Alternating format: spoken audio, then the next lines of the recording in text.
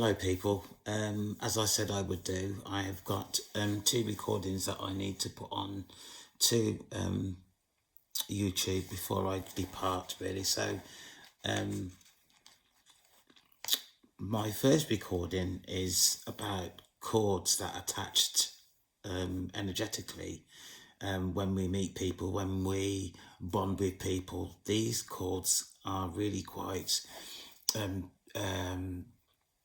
serious, really, and I think that for people that have the experience within the awakening, that believe in their experience throughout the awakening process, need to take this chord attachment really quite serious, really, because people of low density, they like to attach chords to their victims, and in attaching chords to their victims, they are able to access the victim's aura and develop from that, actually, to try and cast spells and just basically disrupt the victim's life. And I can imagine that people that see this recording will think, what am I talking about? But for those people that are well informed about energetic energy, that are really informed about the awakening process, will hopefully understand what I'm talking about. I am, repeat myself, talking about cords that are attached to people by witches. The reason cords are attached to the victims for all sorts of reasons, really, and it might be that you have met somebody and you've bonded with that person within a conversation, maybe in a local pub or whatever, and that person, the witch that you've been talking to, sees some value in you and have attached a cord. Cords can actually be attached to you also by family members, by falling in love. Cords are attached by intimate contact, by your wife, even by your own children.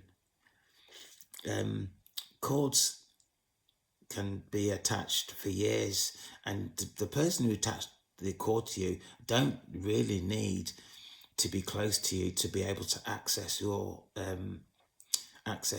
aura.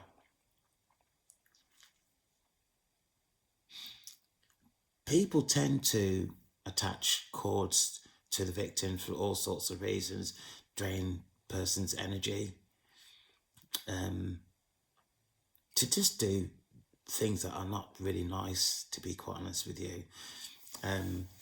People who attach cords are really quite skilled in energetic communication also, and in energetic communication can actually really affect a person if they don't understand what is actually happening to them when they hear something in their mind that that just appears, and it's not even their voice that they're hearing, and it's really quite a weird sensation to experience. And please don't take this lightly, because in my view, as time develops, this energetic energy is going to become really quite well known, widely known, really, and people are going to start to have to invest in energetic energy in order to protect themselves. And if I can actually say, these witches and the practitioners that deal in witchcraft are not nice people at all. And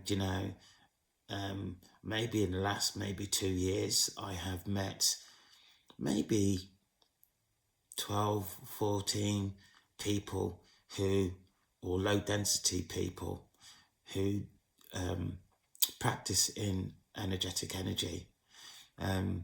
I've challenged quite a few people in terms of their behaviour towards me. And the thing about it, these people who practice energetic energy are able to get away with what they actually do because it's not evidenced. It's not evidenced at all. So if you challenge somebody on energetic energy, they will laugh at you because it's unproven. You can't prove it. And the reason why they laugh is that they know that if you go and make a complaint, which I have done to the police, then, it's not going to go very far. It's not going to go very far. And, particularly in Jamaica, I'm not sure about what this would present in, say, Africa and stuff like that, but there has got to be somewhere around the world that actually takes this really quite serious. Because until people start to have their own experiences and this starts coming out more within the media, and it's actually happening now, actually, you know, it's not going to be taken serious. People are going to be laughed out of court. People are going to be laughed out of the police station, just like I was, but this is really, really quite serious. People are taking advantage of innocent people using witchcraft, black magic, obia, whatever you want to call it. It is real. It is very real.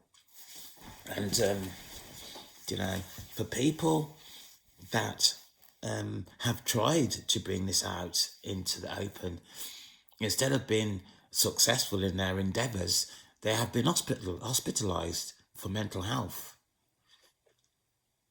And my heart goes out to these people because, you know, their comments are valued if you are prepared to listen to something that is not widely known. But, as I said, this will, over time, will start to come out. Will start to come out. Right, so chords attachments are really quite serious. Are really quite serious. And, and here's another thing as well, really.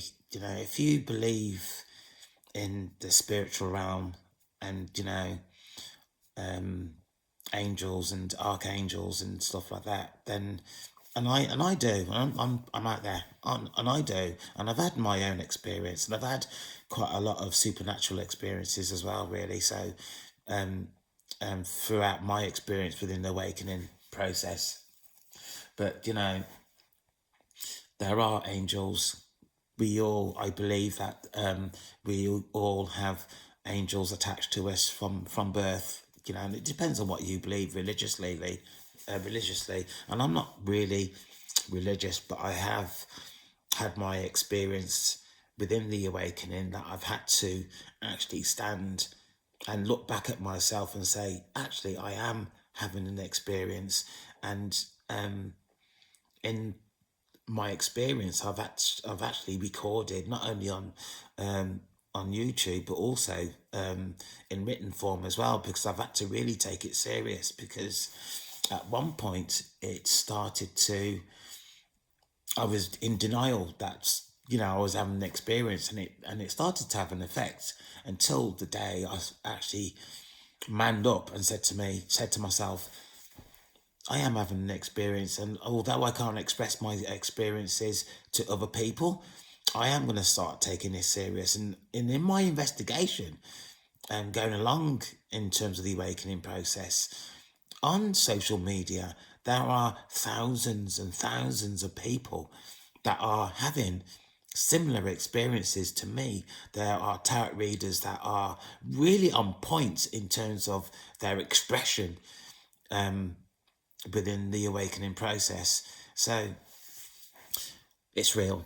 It is really real. And, and if you are having an experience, and if you are determined enough to follow the process through, or even to understand what is actually going on with you, you will find the evidence on social media. But a warning here also is that you go looking for information to back up your experience, then there is also a risk there as well, in terms of social media in terms of what you watch. There are entities that are advertising on social media their their practices, and it's like, if you can imagine that technology has moved on so much these days that sometimes we don't know when we're being brainwashed or not. And it's the same thing on social media, is that you start watching something, and before you really realize what's going on, you're being taken in. You're being taken in. And that sounds really quite weird, isn't it, coming from somebody who's on social media expressing what I am expressing. But it is real. It is real. Witchcraft is being practiced widely. People's lives are being affected widely.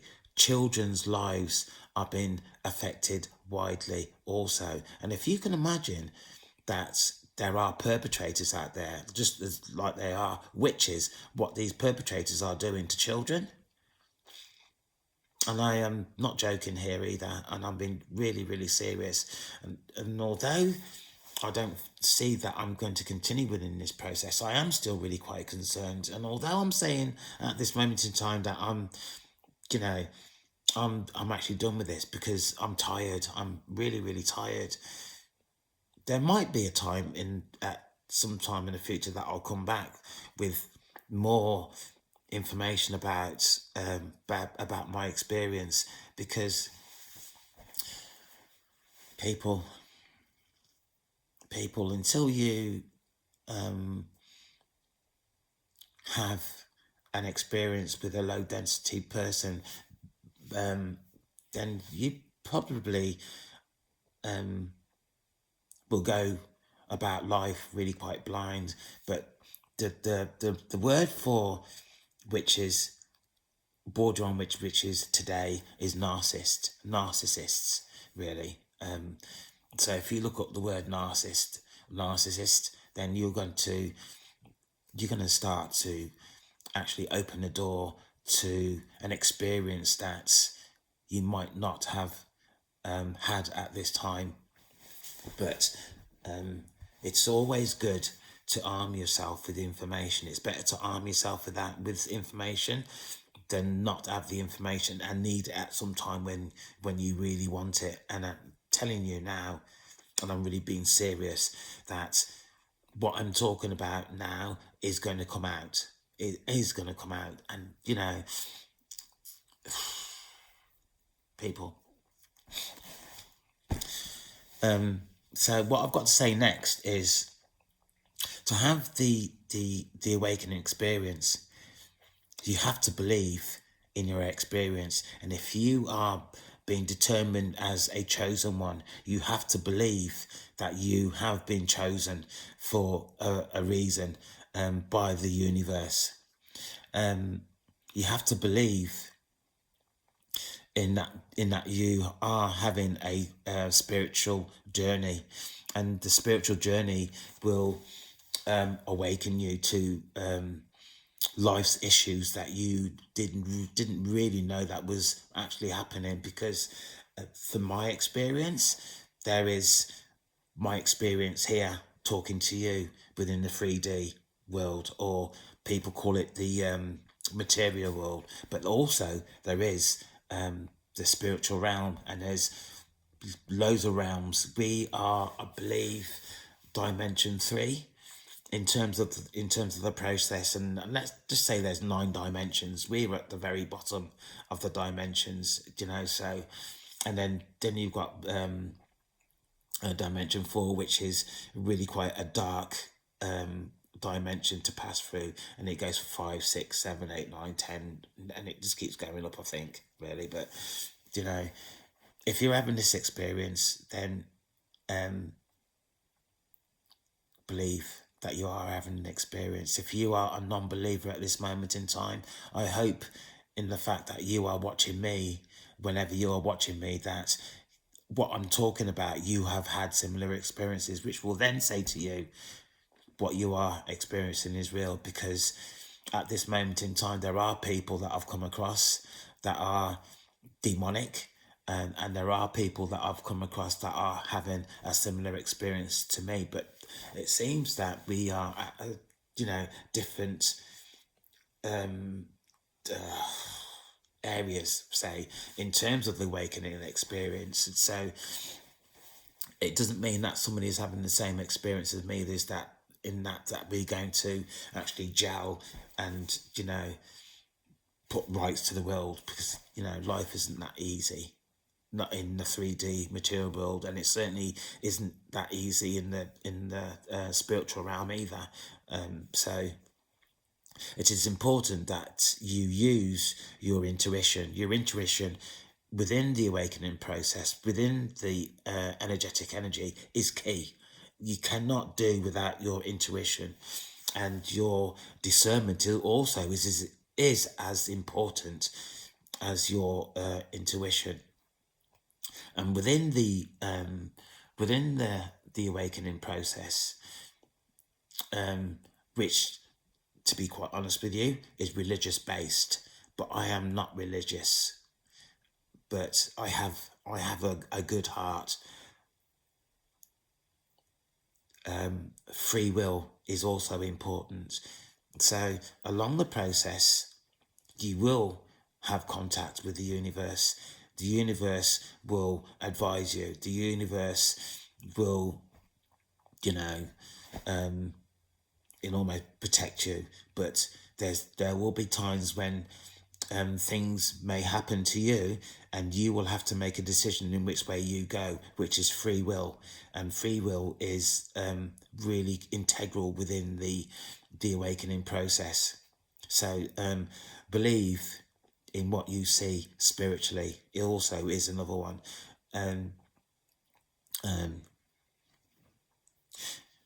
You do not also need validation in terms of what you see, what you do, what you experience. What you're experiencing is your experiences.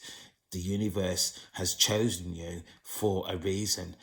Not your mom, not your dad, not your sister, not your brother, not your best friend, you. This is your experience. So if you've had an experience and you've said to your best friend, oh my God, this is what's happening to me at the moment, and your best friend says to you, don't be ridiculous, then that's going to put you off.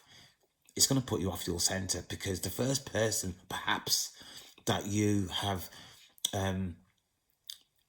approached in terms of your experience of saying to you that no, that's not how it goes. You can't be having that sort of experience. Are you okay? Do you want me to take you to your doctor? Do you want me to do this? Do you want me to do that? But everything that they're going to say is going to put you off your center. Be careful. Although I am saying be careful, because there's not many people that I've been able to speak to in terms of my experience, really. And we all like to talk about our experiences and stuff like that. But on this occasion, the only thing that's going to happen, should you talk to somebody who is a non-believer, they're going to make you feel that you are losing the plot. And that is another thing, really, that is you can actually do without going through this experience. So alignment within the awakening process, for example, people believe that your mind is the main guide in terms of your experience, in terms of 3D experience, but it's not. It's not your mind, it's your heart, your spirit and your soul, and it's your heart that has the memory.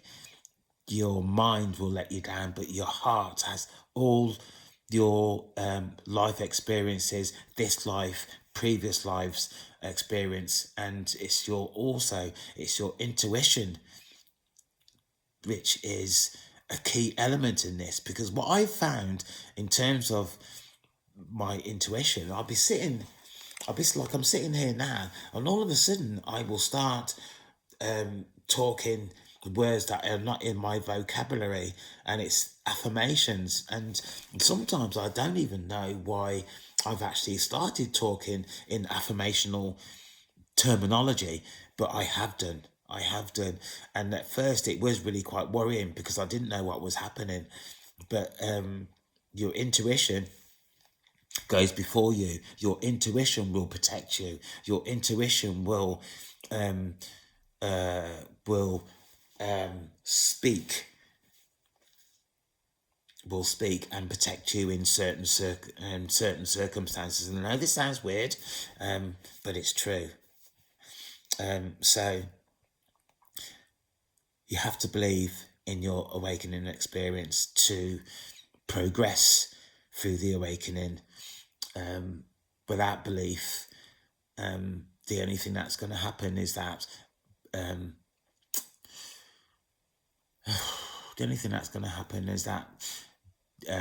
demonic entities will get the better of you.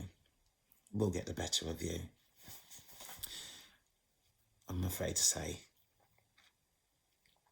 So it's about relaxing. It's about remaining in the flow in terms of your own experience, because we are all individuals having an experience, really. So my experience is not going to be the same as your experience, or vice versa. My experience is not going to be the same as my next door neighbour's experience. Should we all be going through the awakening process, it's individualized, and the awakening process is about you and your experience of life at this moment in time, incorporating previous lives and also your ancestors. And there's also something that is called generational curses, which is really quite relevant in terms of the awakening process. Because to be quite honest with you, most families have some sort of generational curse that's been imposed on them going back generations. And it's really quite disturbing in terms of what the generational curses are. It could be somebody in your family's been involved in domestic violence. Somebody in your family's is an alcoholic, drug abuser, mental health, anger management issues. The generational curses have hundreds of curses, hundreds really. So, but these are the main ones that I can actually pinpoint at the moment. Offending behaviour, involvement within social care is a generational curse.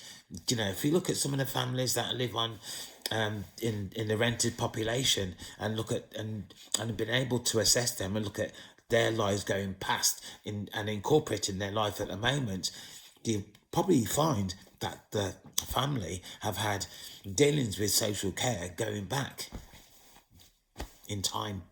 A generational curse, in my view. Right, so that is that really. So trust the messages received from your heart and your spirit. Yeah, your heart. And it's weird, but it's a beautiful, weird feeling when your heart actually communicates with you. It's amazing, absolutely amazing. Your spirit, not so much really. The universe communicates with your spirit and your soul. And when the universe communicates with your spirit and your soul, it moves through to your heart, and then your heart communicates to you through your mind. Or sometimes you can feel the warmth in your heart when you've concluded something with your heart. You can feel it. Your heart then comes out with like loving feelings, and it's beautiful. When that happens, it's beautiful. I can't experience it. Your body is more than what, or your body function is more than what we believe living in the 3D environment. And also people, you might not be religious, and I'm not religious really, but to actually get through the awakening process, and don't forget, I'm still talking about attachments really, but I've just gone off on a tangent here. You have to believe in God. If you don't like the word God, you have to believe in the universe or source, the creator. People have many names for God, really. And although people might be passing through the awakening process, but do not call God God. They will call God universe, because that's their preference in terms of the creator or source. So right, so what I'm going to say here now, I'm going to go back now to the core attachments, really. So if you can imagine that, the people that you've come across in your life, it might be your girlfriend or a friend or your wife or whatever, and when you meet and you bond, a cord actually attaches. So if you can think about the many people that you've come across in your lifetime in the 3D who have attached a cord to you and you to them, and vice versa, there are hundreds perhaps of cords that are still attached to you. Now, when the cord has been cut, and this might sound weird again as well, but I'm just being honest. When a cord is being cut, your archangel might do that for you, or the universe, or there are rituals that you can actually do in terms of cutting cords. When the cords have been cut, you'll eventually realize, like for me, my mind is never empty. Even if I'm watching TV, my mind is full of my own stuff, like perhaps yours, but your mind can be very, very busy. If you can imagine that when the cords have been cut from you, and these cords that have been cut from you, these cords might be plentiful.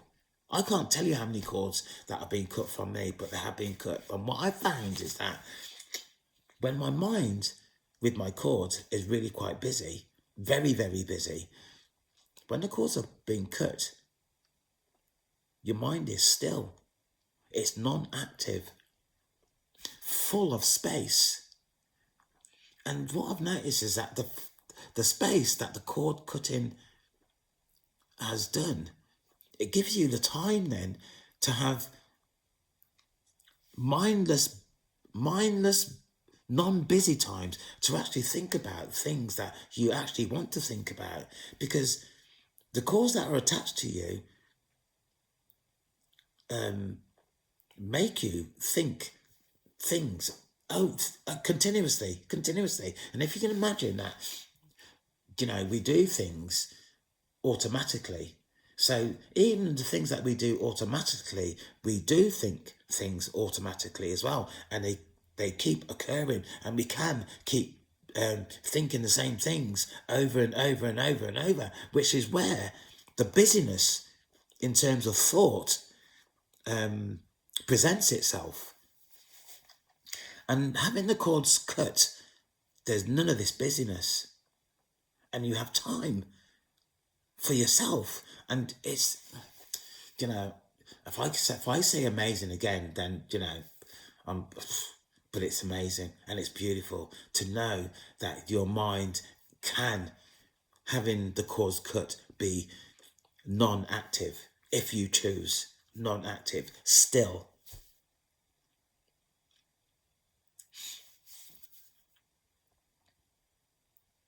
The mind, the body, what we know of the mind and body is not enough. It's not enough. We are so much more than what we realize. And this, I'm still, although I've got experience in terms of the awakening, I'm still very much young in the process. I'm still a child. And, the more time that goes on, the more that I would develop in terms of the awakening process.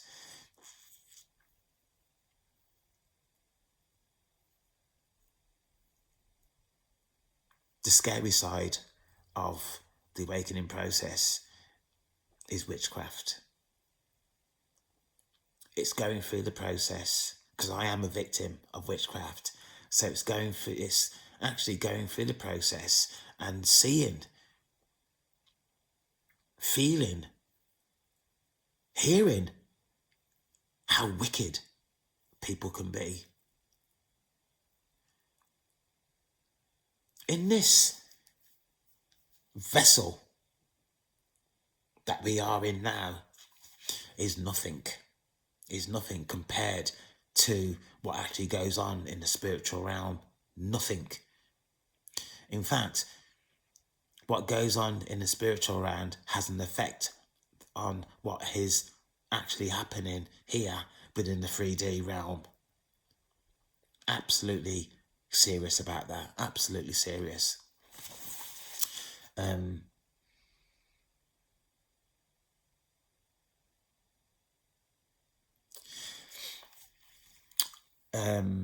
So the people that are able to access your aura is everybody. Everybody. Energetic energy is so important, people. So important that you fully understand the possibilities, the consequences of energetic energy. And, for the amount of people that have been hospitalized in terms of not understanding the process in terms of energetic energy, because it is the energetic energy that is the main communication, the main source of energy that goes through because we are all energy. you know you know everything we touch, everything we do, we move, it's all energy. So I'm meeting somebody for the first time, that's what we do, we pick up on their energy. And when you start to actually engage with energetic energy, you will see that when somebody gets into your aura, you know instantly who that person is. Energy does not lie. Energy cannot lie.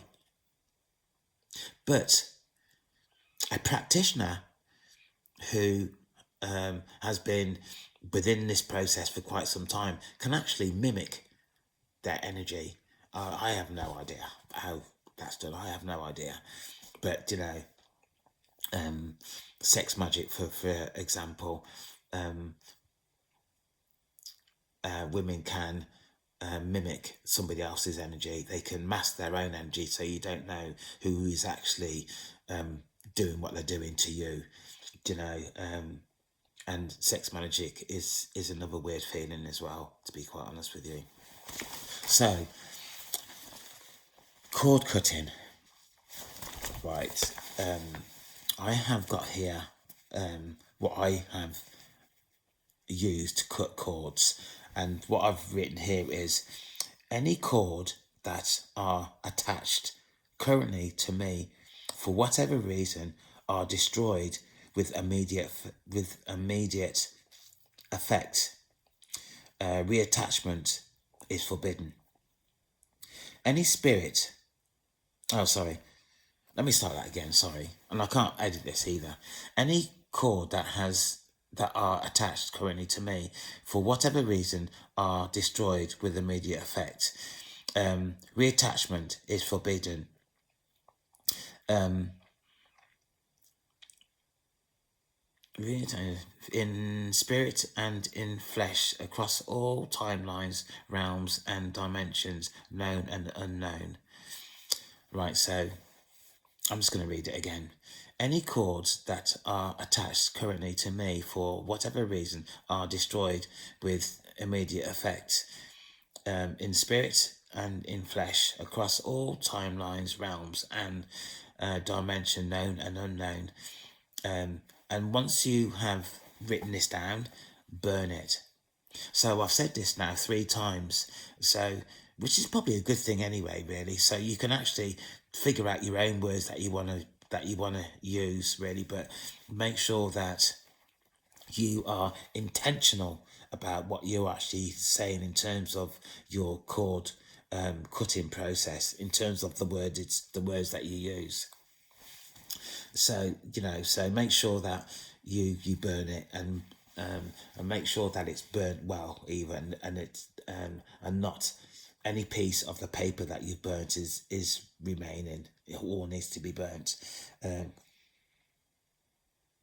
Cord cutting also may need to be done several times, not just the once. It may need to be done several times for the effect of the cords to be cut. Now, people, I am done with this one. I've got one more to do now, and this is where are we? Characteristics of a demon spirit. So that's my next one. So, and this on the basis of I've just finished this recording, and it is called Chosen Ones Cord Cutting Detachment. I hope this makes sense, and I hope that you are able to utilize the information that I've given. So on the basis of that, I'm going to get on with the next recording. Thanks for listening. Take care.